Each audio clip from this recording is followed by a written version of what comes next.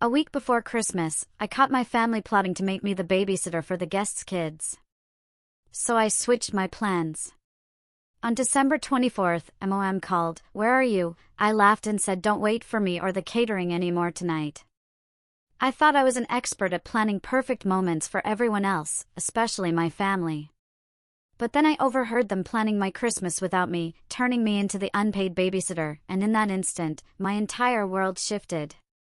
The crisp December air bit at my cheeks as I walked toward my mother's house, strings of colorful lights already twinkling against the pre-dawn gray. I carried bags filled with holiday cheer and my trusty planning binder, ready for our annual pre-Christmas ritual. Inside, the house was quiet, a stark contrast to the usual festive bustle, and a sense of unease settled over me as I heard voices drifting from the kitchen. My name is Clara, and at 32, my event planning business thrives, yet somehow I'd become the family's resident coordinator. I'm the middle child, caught between my older sister, Eleanor, a perfectionist with two rambunctious boys, Noah and Caleb, whom she sees as angels. Then there's my younger brother, Daniel, with his wife Sarah and their 3 kids, 9-year-old Grace, 5-year-old Lily, and 3-year-old Sam. And me, perpetually single, reliable Clara. My mother, Susan, widowed 5 years ago when Dad passed suddenly, leans on me heavily. Dad was my shield, the one who'd notice when others tried to volunteer my time. Without him, the balance disappeared. My role as family organizer wasn't chosen, it just evolved. I started small, helping with Thanksgiving after Dad died, then Easter, then Christmas. Soon, every family gathering became my responsibility to plan, execute, and often, finance. Meanwhile, my business grew, from small birthdays to corporate events and weddings, commanding premium prices. My calendar booked months out, a fact my family conveniently forgot for their last-minute demands. Last summer, Eleanor called, frantic, because her anniversary dinner fell through. Could I find something? Oh, and watch the twins? I cancelled my own plans, pulled favors, and by 9 p.m. Eleanor was enjoying a private rooftop dinner while I wrestled Noah and Caleb until midnight. 2 months ago, Daniel needed emergency help with Grace's school project. His text, "Need dinosaur diorama by tomorrow. Your crafting skills are way better." I stayed up until 2 a.m. creating a prehistoric landscape that earned Grace a "Mom relies on me most." Burst pipes, new smartphone woes, a neighbor's tree falling on her garage, I was the first call, always. For years, I accepted it, believing family helps family. But last spring, something changed. I met Liam at a charity gala I was coordinating. He was the photographer. Between camera clicks and clipboard checks, we found a connection that felt effortless. For the first time, I was excited about dating. Liam understood my schedule, appreciated my organizational skills rather than exploiting them. He listened to my family obligations without judgment, but his gentle questions made me wonder if the balance was truly fair. This year, Christmas felt different. Liam and I had been together for 8 months, and I wanted him to join our celebration. I hinted at bringing someone special during Thanksgiving dinner, but it barely registered with my family, who were too focused on the meal I'd prepared. I started Christmas planning in early November, ordering specialty ingredients, handcrafting personalized ornaments, and reserving a premium ham from the butcher, paid for out of my own pocket. I even created custom coloring books for the kids. My dining room became Christmas headquarters. I spent weekends decorating Mom's house, climbing ladders, stringing lights, all while she supervised with a hot chocolate. I envisioned Liam and me serving dinner side by side, his presence a quiet statement about my life moving forward. I wanted them to see me as more than just their reliable helper, but as a woman who built a business, found love, and still showed up for family. I thought they'd welcome him. I had no idea how wrong I was until that fateful day, 1 week before Christmas. I let myself into Mom's house, calling out a greeting that went unanswered. I headed toward the kitchen, where voices drifted. Mom's laugh, Eleanor's distinct tone, Daniel's deeper voice. As I neared, my name caught my attention, and I froze. Eleanor was speaking, so we're agreed. Clara will watch all the kids during the adult dinner. 5 kids is a lot, but she handles the twins all the time, so 3 more should be fine. My hand clenched on the wall.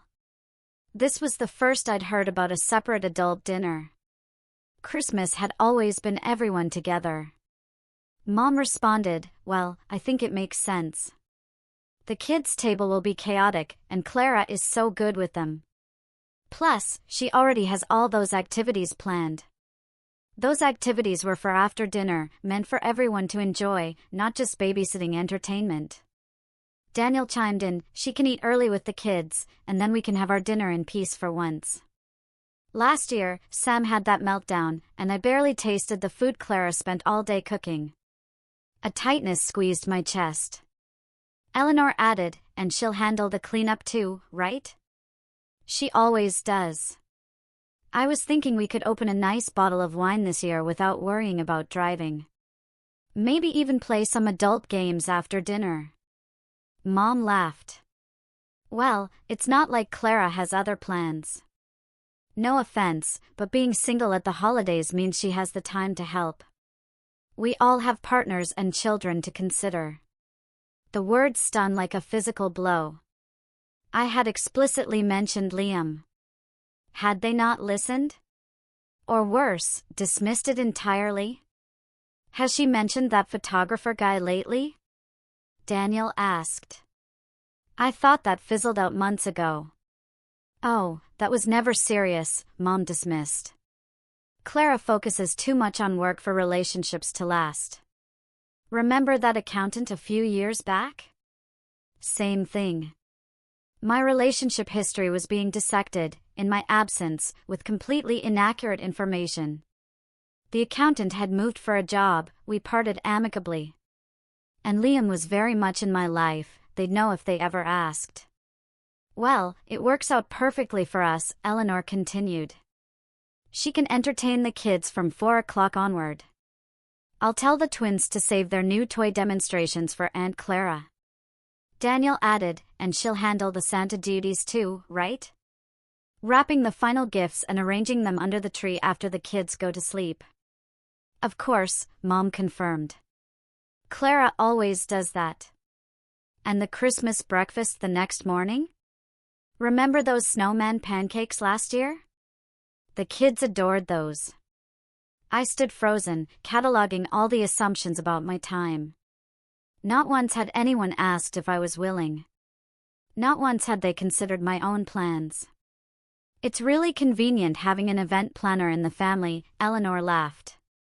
"Free childcare and catering all in one." Their laughter echoed as I silently backed away, gathered my bags, and slipped out the front door. They never even knew I'd been there. The drive home was a blur, my wipers keeping pace with my racing thoughts. Tears threatened, but anger replaced the initial shock. I'd spent years creating perfect family moments, and this was how they saw me, the convenient single woman with nothing better to do. At home, I stared at my Christmas command center, personalized gifts, recipe cards, handcrafted decorations, thousands of dollars and hours invested. All while they planned to relegate me to the kids' table. I sank onto my couch. The weight of years of similar treatment crystallized. Birthdays where my gift was babysitting. Vacations where I watched kids at the pool while everyone else enjoyed excursions. The countless times I rearranged my schedule because Clara is so flexible. The pattern was painfully clear. My life wasn't valued equally. My time was communal property. As this realization washed over me, I knew something had to change. That evening, I sat in the dark living room, surrounded by Christmas lights, nursing a glass of wine, cycling through anger, hurt, resignation, back to anger. My phone buzzed with texts from Mom, asking where I'd disappeared, but I couldn't respond yet. I considered options. Confrontation seemed straightforward. Call a meeting, explain what I'd heard. But experience told me Eleanor would get defensive, Daniel would be uncomfortable, Mom would cry and shift focus to her grief since Dad, effectively derailing my concerns. Another option, accept the role. I'd done it countless times. Swallow the disappointment, cancel plans with Liam, fulfill their expectations. the path of least resistance. The third option, withdraw completely. Cancel Christmas, claim illness. But that felt like running away, postponing the inevitable. At 9:30, my phone rang. My best friend, Chloe. I'd sent her a vague text about family drama earlier. They did what? She exclaimed after I recounted it. Without even asking you? That's beyond inconsiderate, Clara, it's downright disrespectful. Her validation loosened something in my chest. I know, but this is how it always goes. They assume I'll handle everything because I always have. Because you're capable and generous, Chloe corrected, not because you're their personal assistant. What does Liam say about all this? I haven't told him yet, I admitted. We had plans to spend Christmas Eve together before joining my family on Christmas Day. Now I don't know what to do. What do you want to do? Chloe asked, cutting through my confusion. The question hung in the air. Not what would cause least conflict or fulfill their expectations, but what would honor my needs. I want to be valued, I said finally. I want them to recognize that my time and effort matter. I want to spend Christmas with people who see me as a whole person, not just a convenient resource. Even as I spoke, a plan sparked. I was a professional event planner. I specialized in creating experiences and solving logistical challenges. Chloe, I said slowly. What if I just wasn't there? You mean cancel altogether? No. What if I created a different Christmas for myself this year? What if, instead of showing up to be their babysitter, I went somewhere else? Somewhere wonderful. I could almost hear her smile. Now that sounds more like the Clara I know. What are you thinking? As we talked, the plan formed. I remembered a client mentioning a last-minute cancellation at a luxury resort in the Riviera Maya. With my contacts, I could probably secure it. I could be on a beach on Christmas Day, I mused, the image growing more appealing. No cooking, no cleaning, no wrapping presents at midnight. Do it! Chloe encouraged. Book it tomorrow. You deserve a break. After the call, I opened my laptop. The resort was available, a premium oceanfront suite. The price was steep, but my kitchen renovation could wait. This was an investment in my self-respect. With growing excitement, I reserved the suite for 5 nights, starting Christmas Eve. As I entered my credit card, a weight lifted. For once, I was prioritizing my own happiness. But what about Liam? Would he think I was running from conflict? Disappointed to miss meeting my family? One way to find out. Despite the late hour, I called. Clara? Perfect timing, I just finished up here. Everything okay? You never call this late. I took a deep breath and explained everything, from the overheard conversation to the impulsive booking. I know it's last minute, I finished, but would you want to come with me? Spend Christmas on the beach instead of with my family drama? His response was immediate and enthusiastic. Are you kidding? That sounds amazing. And for what it's worth, what they planned was not okay. You deserve better treatment than that. His support solidified my resolve. There's one more thing I want to do, I told him. I still want to handle the catering arrangements for my family. That's very generous, considering everything, he said, confused. Well, I replied, a smile spreading, I have something very specific in mind. The next morning, I called Dukas, an upscale catering company I often worked with. The owner, Michael, was surprised. Clara, what can I do for you? Emergency client situation? Actually, Michael, this is a personal request. I need a special Christmas dinner delivered to my mother's house, but with some very specific parameters. We discussed an elegant adult dinner with wine pairings for 5 and a separate kid-friendly meal, clearly labeled for children under 10. All completely prepared, requiring minimal heating with detailed instructions. No problem at all, Michael assured me. We can deliver everything at 4 o'clock on Christmas Day. Will you be there to receive it? No, I replied, a thrill of satisfaction. I'll be out of town. They'll need to handle it themselves, for once. With catering arranged and vacation booked, my plan took shape. I'd give my family exactly what they wanted without my interference, but on terms they never expected. Sometimes the best gift is the opportunity to appreciate what you've taken for granted. For the next few days, I maintained the illusion. When Mom called, asking why I'd missed our planning session, I fabricated a client emergency. She accepted it without question, another reminder of how my work was simultaneously exploited and dismissed. While you're still handling the Christmas dinner shopping, right? She asked. I gave Eleanor your number about the twins' food allergies. They suddenly won't eat anything with red food coloring. Actually, I replied, injecting enthusiasm, I've arranged something special this year. Professional catering from Dukas. Everything delivered ready to serve. Mom's surprise was evident. Catering? But you always cook Christmas dinner. It's tradition. I thought this would be easier for everyone, I explained. More time to enjoy the holiday instead of being stuck in the kitchen. After a pause, she accepted it with surprising ease. Well, if you think that's best. You always know how to make things special, Clara. With that hurdle cleared, I moved to the next phase, retrieving personal decorations and heirlooms from Mom's house. Items with sentimental value that had become communal property. The following afternoon, I visited under the pretense of checking the catering menu. While Mom was on the phone, I quietly collected my grandmother's hand-painted ornaments, the stockings I'd embroidered, and antique serving dishes from my father's mother. These treasures had migrated to Mom's because we always celebrated there. This year, they'd travel with me or stay safely in my home. A small act of reclamation, but significant. Throughout the week, family members called with their usual requests. Daniel asked if I could pick up last-minute gifts. Eleanor texted that the twins wanted a Christmas pageant and needed costumes. Mom left a voicemail wondering if I could come early on Christmas Eve to rearrange furniture.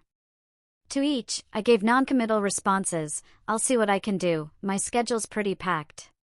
Small seeds of doubt that would bloom into realization when they discovered my absence. Meanwhile, I prepared for my getaway. New swimsuits, resort wear. I wrapped the gifts I'd already bought for my family and arranged for courier delivery on Christmas morning. Despite everything, I couldn't leave them without presents. Each card hinted at my desire for a more balanced relationship. Liam and I finalized travel, booking an early Christmas Eve flight. He seemed increasingly excited, suggesting activities, researching restaurants. His enthusiasm reinforced my decision to prioritize this new relationship over unappreciated family obligations. 3 days before Christmas, I met Michael from Dukas. So, to confirm, he said, checking notes. Adult dinner with beef Wellington, roasted winter vegetables, truffle mashed potatoes, and chocolate hazelnut torte, wine pairings included. Then the kids' meal with chicken tenders, mac and cheese, steamed broccoli, and Christmas cookies. All labeled with heating instructions.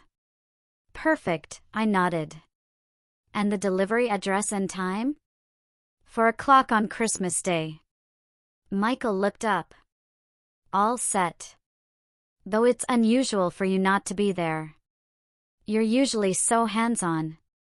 I smiled. This year I'm trying something different. Letting go of control a little bit. What I didn't say was I was paying a premium for Christmas Day delivery, nearly double. But it would be worth every penny to picture their faces when the catering arrived without me. There's one more thing, I added, reaching into my bag. Can you make sure this note is included with the delivery? It's important it arrives with the food. Michael accepted the sealed envelope. No problem. Anything else? Just that payment has been handled in full, including gratuity. They won't need to provide anything except their signature. That evening, I attended my last family dinner before Christmas. Takeout pizza, a stark contrast to my usual elaborate feasts. As we gathered, I noticed the subtle ways they took my presents for granted. Daniel handed his youngest to me when he became fussy. Eleanor discussed Christmas Eve plans that apparently included me supervising a gingerbread house competition. Mom mentioned telling neighbors I'd happily walk their dog. Not once did anyone ask about my plans or preferences. Not once did they notice my quietness or how I deflected questions about logistics. They were so accustomed to my accommodation that they couldn't see the changes already in motion. Driving home, I felt a mixture of sadness and resolve. I loved my family deeply, but years of patterns wouldn't change without significant disruption. Sometimes love meant creating uncomfortable situations that led to growth. And sometimes self-respect required stepping back from those who couldn't see your worth. The next day, I packed my suitcase with sunscreen and sundresses, an act that felt rebellious in December. I confirmed our airport car service and printed boarding passes. Everything was in place for our Christmas escape. That night, I turned off my phone earlier than usual, unwilling to field last-minute requests. Tomorrow would bring either understanding or chaos. Either way, I was ready for a new kind of Christmas. Christmas Eve dawned clear and cold, winter sunlight glinting off frost-covered lawns as our car navigated toward the airport. Liam sat beside me, thumbing through resort information, while I gazed out the window at holiday decorations. "Second thoughts?" he asked, noticing my pensive expression. "Not about going," I considered, just wondering how they'll react when they realize I'm really not coming. My phone had been off since last night, and I planned to keep it that way until the airport. The temporary disconnection felt both liberating and anxiety-inducing, like removing a splinter that had been part of me for too long. The airport bustled with holiday travelers.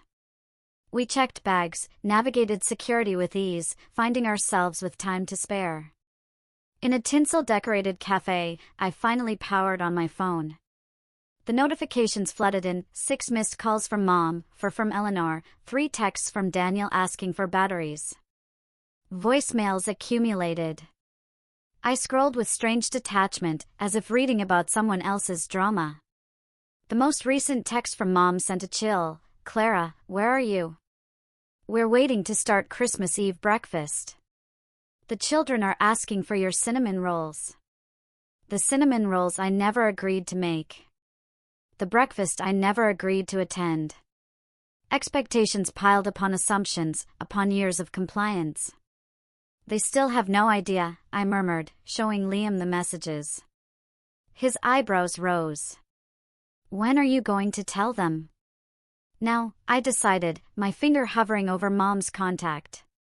But just enough to let them know not to expect me for babysitting. I composed a brief message: "Will not be available for childcare during Christmas dinner tomorrow. Enjoy your adult-only meal. Love, Clara." Deliberately vague. Nothing about where I was, or that I wouldn't be present for any festivities. Just enough to disrupt the plan I'd overheard. Seconds after sending, my phone rang. "Mom." I let it go to voicemail twice, then answered.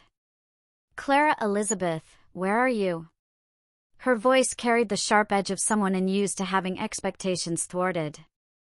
"Good morning, Mom," I replied calmly, signaling to Liam. He gave me an encouraging thumbs up. "Don't good morning me, young lady. The children are waiting for breakfast, and we need to finalize tonight's schedule. Why aren't you here?" I took a deep breath, centering myself in the bustling terminal. "I'm not coming, Mom. Not today and not tomorrow." The silence stretched. "What do you mean, not coming?" "Of course you're coming. It's Christmas." "I overheard your conversation last week," I explained, keeping my voice level despite the adrenaline. "The one where you, Eleanor, and Daniel decided I'd be the babysitter for all 5 kids during your adult-only dinner." The one where you all laughed about me being single and having nothing better to do. Another silence. When she spoke, her tone had shifted to placation. Oh, Clara, you misunderstood. We were just trying to figure out the logistics. Of course, we want you at the adult dinner too. You're being oversensitive. Am I? I pressed. Because it sounded pretty clear to me, and it fits a pattern. Mom, you all make plans for my time without asking, as if it belongs to you by default. As if my life and my choices matter less than everyone else's. That's ridiculous, she protested, with less conviction. Where are you now? Just come over and we can discuss this in person. I'm at the airport, I replied, watching our flight begin boarding. My flight leaves in 30 minutes. Airport? Her voice rose. What flight? Where are you going? On vacation with Liam. The photographer you all assumed I was no longer seeing. On Christmas Eve. Clara, you cannot be serious. What about dinner tomorrow? What about the children's presents? What about all the traditions you always handle? The boarding announcement echoed. That's the thing, Mom. They became my responsibility without anyone asking if I wanted that role. This year, I'm choosing something different. Her tone shifted again, to barely contained panic. But what about dinner? I haven't prepared anything. I thought you were handling everything, like always. The catering will be delivered at 4 tomorrow, I explained. Everything is paid for, with detailed instructions. Adult dinner for 5, kids' meals clearly labeled. All you have to do is heat and serve. Catering, she repeated, as if the word was foreign. But that's not the same as a home-cooked meal. The children will be so disappointed. The children will be fine with chicken tenders and Christmas cookies, I assured her. And you adults will enjoy your beef Wellington and wine pairings without worrying about childcare. After all, that was the plan, wasn't it? Just without me in the picture. Our row was called. Liam gestured. I nodded, gathering my carry-on. I have to go now, Mom. Our flight is boarding. Clara, wait. The desperation in her voice was unmistakable. You can't just leave. What are we supposed to do without you? The question hung, heavy with unintended revelation. What were they supposed to do? Figure it out themselves, perhaps. Appreciate the work I had always done. Maybe recognize my absence as the consequence of their actions. Hopefully, you'll manage, I said gently. The food will be delivered. The presents for the children are wrapped and labeled in the guest room closet. Detailed instructions for everything are in the binder on the kitchen counter, the one none of you ever bothered to look at, even though I referenced it constantly. But it won't be the same, she insisted. No, I agreed. It will not. As we reached the gate attendant, I delivered my final message. Merry Christmas, Mom. Enjoy the adult dinner you all planned. I'll turn my phone off during the flight, but I'll check messages when we land. When will you be back? She asked, a tremor in her voice. After New Year's, I replied. We can talk then. Before she could respond, I ended the call and switched my phone to airplane mode. As Liam and I found our seats, I felt a complex mixture of emotions.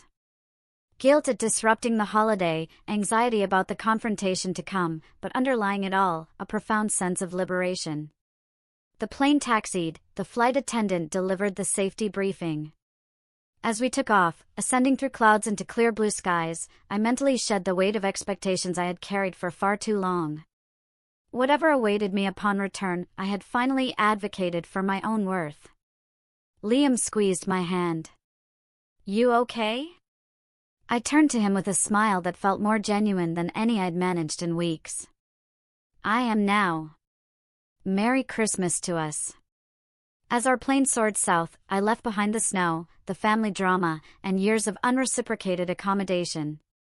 For once, Christmas would be about joy, not obligation. And perhaps, when the dust settled, my family would understand why this stand had been necessary. Christmas morning broke with golden sunshine streaming through the curtains of our oceanfront suite, a stark contrast to the snow-covered landscape I'd left behind. I padded onto the balcony, coffee in hand, watching early morning swimmers while palm trees swayed. The peaceful scene bore no resemblance to what would be happening at my mother's house, children racing downstairs at dawn, adults struggling without caffeine, and me orchestrating the timed chaos of present opening and breakfast. Liam joined me, wrapping his arms around my waist. Merry Christmas. Any regrets about being here instead of there? I considered. Surprisingly, no. I miss the good parts, of course, the children's excitement, the moment everyone opens the perfect gift I found. But the relief of not being responsible for everyone's happiness today outweighs all of that. We spent the morning exchanging small gifts, enjoying a luxurious breakfast delivered by room service, and walking the shore, collecting shells. The resort had whimsically decorated palm trees with twinkling lights and red bows, a tropical Christmas that charmed me. At precisely noon, lounging by the pool, sipping fruity drinks, I checked my phone for the first time. The onslaught of notifications made my stomach tighten, but I methodically worked through them. 27 missed calls, 42 texts, 13 voicemails. My family had not taken my absence lightly. I started with the earliest messages, tracking the progression of reactions as Christmas Eve unfolded without me. Initial texts from Mom vacillated between guilt trips, the children are so disappointed, and angry accusations, I can't believe you would abandon us like this. Eleanor's messages were predictably self-centered, how am I supposed to manage the twins' behavior without your help? Daniel showed surprising insight, we really messed up, didn't we? The voicemails told a similar story, Mom's voice growing increasingly frantic as she realized I truly wasn't going to appear and save the day. The last message from Christmas Eve, time-stamped 1:14 a.m., captured her vulnerable admission, I don't know how to do this without you, Clara. I've always relied on you to make Christmas happen. That was the crux of it. I had become so essential that my absence created a vacuum no one was prepared to fill. But that dependence had come at the cost of my own holiday joy, a price I was no longer willing to pay. The Christmas Day messages began early, with Eleanor's 7:12 a.m. text capturing the chaos. The twins are fighting over who gets to open the first present and Mom is crying in the bathroom. This is a disaster and it's your fault. By mid-morning, the tone had shifted. Daniel sent a surprisingly reflective message, I get it now. We've been taking you for granted for years. I'm sorry for my part in that. The kids miss you, but I told them Aunt Clara needed a vacation too. Merry Christmas wherever you are. Mom's Christmas morning voicemail was tearful but less accusatory, the caterers are coming at 4. I found your binder with all the instructions. I never realized how much work you put into planning everything. Please call when you can. The most surprising message came from Eleanor around 11 a.m., so I had to handle the twins' meltdown by myself this morning when they couldn't find the special chocolate Santa stockings you always make. And you know what? I realized I've never had to deal with their Christmas morning behavior because you've always stepped in. That's not fair to you.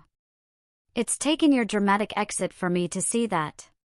Still mad you didn't tell us directly, but starting to understand why. As I scrolled, a weight lifted. They were beginning to understand. The disruption was uncomfortable but necessary, forcing them to recognize patterns invisible when I complied. Liam noticed my small smile as I set the phone down. Good news, progress? They're upset, but they're also starting to get it, I replied. Daniel actually apologized. Are you going to call them? I shook my head. Not yet. I think they need a little more time with the discomfort.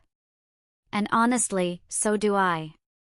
This is the first Christmas in years where I'm not constantly checking if everyone else is happy. We spent the afternoon snorkeling, the colorful fish a welcome distraction. Returning to our room to prepare for the resort's special Christmas dinner, I checked my phone again. New messages had arrived, most notably from Mom. At 4:37 p.m., the catering just arrived. Everything is beautifully packaged with instructions. Even I can follow. The note you left made me cry. You're right that we've taken advantage of your generosity. I'm so sorry, Clara. Please call when you're ready. I hadn't expected such quick acknowledgement. Typically, my family required multiple conversations to accept responsibility. Perhaps my absence created space for reflection that my presence never allowed. At 5:45 p.m., Eleanor sent a photo of the elegantly plated adult dinner with the caption, "This is delicious, but doesn't taste as good without you here." The kids are actually behaving with their special meal. You thought of everything, even in your absence. Messages continued through the evening. Daniel sent a video of all 5 children singing a Christmas carol they'd practiced for me. Mom texted a picture of the family gathered around the tree, with a visible empty space where I'd normally sit. By the time Liam and I returned from our candlelit Christmas dinner, I felt emotionally ready to respond.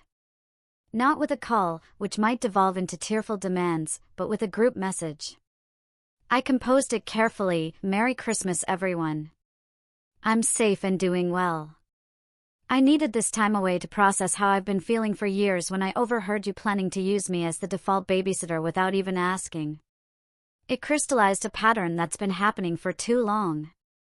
My time, my efforts, and my presence have been taken for granted. I've been treated as a resource rather than a person with my own needs and desires. I love you all, but I needed you to experience a Christmas without my constant accommodation to understand its true cost. I'm glad the catering worked out and that you're making the best of things. We'll talk when I return, but moving forward, things need to change. I deserve the same consideration and respect that each of you expects. Enjoy the rest of the holiday. See you in the new year." I hesitated, then added, "P.S. Liam says hello. He would have loved to meet you all under different circumstances." After sending, I turned off notifications and placed my phone on the nightstand. Whatever responses came could wait.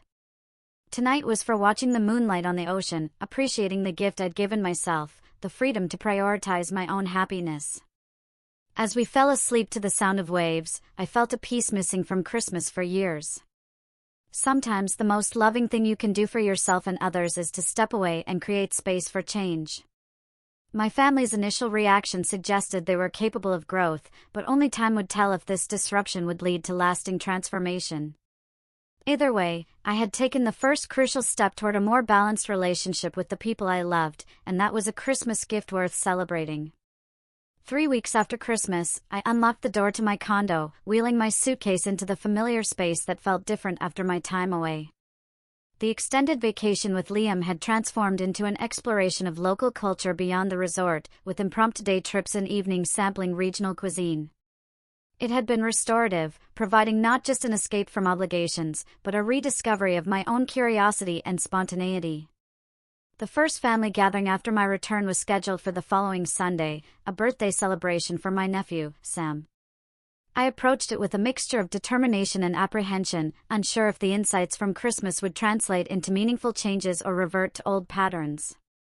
When I arrived at Daniel and Sarah's house, carrying a modestly wrapped gift instead of my usual elaborate party supplies, the initial greetings were awkward. Mom hugged me too tightly, whispering, "We need to talk," in my ear. Eleanor offered a stiff hello, her expression guarded. Only Daniel seemed genuinely relaxed, greeting me with a warm smile and a sincere, "Good to have you back." The children provided a welcome distraction, swarming me with excited updates. I noticed with interest that they were being supervised by their respective parents, rather than automatically funneled in my direction. During a lull, Mom cornered me in the kitchen. "What you did at Christmas was very hurtful, Clara," she began, her voice low. "We were all counting on you." I met her gaze steadily. "That's exactly the problem, Mom. You were all counting on me without asking if I was available. You made plans for my time as if it belonged to you. We're family, she countered. Family helps each other. Yes, but it should go both ways, I explained. When was the last time someone in this family asked what they could do to help me? When was the last time anyone considered that I might have my own plans or preferences for the holidays? Her brow furrowed. After a moment, her shoulders sagged. I can't remember, she admitted. I guess we've gotten used to you always being the one who handles everything. That's not fair to any of us, I said gently. It's not fair to me to always be the giver, and it's not fair to you to always be the takers. I want a more balanced relationship. Tears welled in her eyes. I've been thinking about it since Christmas. After your father died, I leaned on you so heavily. It was easier to keep doing that than to figure out how to stand on my own. I'm sorry, Clara. I didn't see how much I was asking of you. Her acknowledgement, so different from the defensive response I'd expected, caught me off guard. Thank you for saying that, Mom. I want to do better, she continued, wiping away a tear. I don't want to lose you because I've been selfish. We spoke for nearly 30 minutes, delving into years of accumulated expectations. For the first time, I felt truly heard as I expressed how isolating it had been to always prioritize everyone else's needs. And for the first time, I saw my mother as someone working through her own struggles, rather than simply imposing demands. Later, Eleanor approached me on the back porch. That was quite a stunt you pulled at Christmas, she said, her tone light, but her eyes serious. It wasn't a stunt, I corrected. It was a boundary. She sipped her drink. The twins asked about you every day. Where's Aunt Clara? Why isn't she here? She paused. I didn't have a good answer, because saying we took advantage of her until she'd had enough didn't seem appropriate for a 5-year-old. Despite myself, I laughed. What did you tell them? That sometimes adults need vacations, too, and that we should have been more thoughtful about your time. She met my gaze directly. I was angry at first. It felt like you'd abandoned us when we needed you, but then I had to deal with the Christmas morning meltdowns myself, and the bedtime tantrums, and all the little crises you usually smooth over without anyone noticing. And? I prompted. And I realized we've been using you as a convenient safety valve. Whenever parenting gets hard, we hand the problem to Aunt Clara. She shook her head. That's not fair, and it's not good for the kids either. They need to see their parents handling challenges, not outsourcing the hard parts. Her insight surprised me. Thank you for saying that, I said sincerely. I love the twins and want to be part of their lives. I just don't want to be the default solution to every problem. Understood, she nodded. So tell me about this, Liam. Is it serious? The shift to personal interest in my life, rather than what I could do for her, marked another small step forward. We talked about my relationship and her career challenges, engaging as sisters. Daniel proved to be my strongest ally in the family's adjustment. During dinner, he deliberately redirected conversations when they veered toward assumptions about my availability. When Mom mentioned needing help reorganizing her garage, Daniel interjected, maybe we could all set aside a Saturday to tackle that together, if Clara is available. The emphasis on my choice and shared responsibility felt revolutionary. As weeks turned into months, the changes solidified. Family gatherings became collaborative efforts. Text messages began with, "Are you available to help with?" rather than, "I need you to handle." Mom started taking community classes, building her own social network. My relationship with Liam flourished. He joined several family gatherings, welcomed with genuine interest. His outside perspective helped me recognize when old patterns threatened to resurface, and his support reinforced my commitment. By the following Christmas, the transformation was remarkable. Planning began with a family meeting in November, responsibilities divided equally. Mom hosted, Daniel handled children's activities, Eleanor managed gifts, and I coordinated the meal, with significant contributions from everyone. On Christmas Eve, gathered in Mom's living room with carols playing, children excitedly arranging cookies for Santa, I found myself experiencing holiday joy that had been missing for years. Without the burden of sole responsibility, I could be present, appreciating the connections that were the true purpose of our gatherings. Best Christmas ever, Liam whispered. Because I'm not exhausted from making it perfect for everyone else, I agreed. Later that evening, as the children finally settled and the adults enjoyed a quiet moment, Mom raised her glass. To Clara, she said, her eyes meeting mine with understanding. Who taught us that loving someone means respecting their boundaries, not just accepting their sacrifices. Thank you for having the courage to show us a better way to be family. The journey hadn't been easy. There were moments of regression, uncomfortable conversations, and the challenging work of establishing new expectations. But the result was worth every difficult moment, a family that functioned through mutual respect, and relationships that nourished rather than depleted. As I looked around at those I loved, I understood that sometimes the greatest act of love is standing up for your own worth. In doing so, you create the possibility for relationships built on mutual care. The empty chair I had left the previous Christmas had made space for growth that benefited everyone. Have you ever had to establish boundaries with loved ones who were taking you for granted?